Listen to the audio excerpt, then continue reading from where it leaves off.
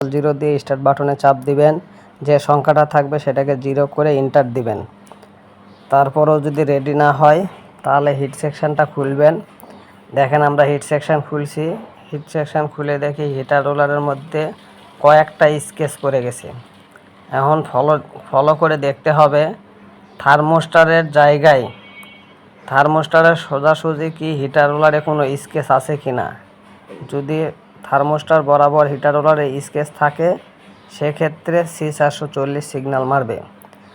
যদি দেখেন heater roller ভালো আছে, কোনো স্কেচ পড়ে নাই কিন্তু C440 সিগন্যাল মারে, তাহলে এইতে দেখেন একটা থার্মোস্টার আছে কালো সাদা তারের যে কেবলটা, এটাই হচ্ছে থার্মোস্টার। এই থার্মোস্টারটার কারণে C440 সিগন্যাল মারে।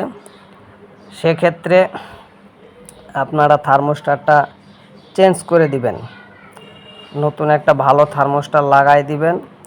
লাগাই দিলে ইনশাল্লাহ আপনার কল ফর সার্ভিস C440 সমস্যার সমাধান হয়ে যাবে।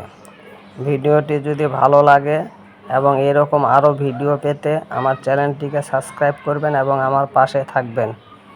ধন্যবাদ। আসসালামু আলাইকুম।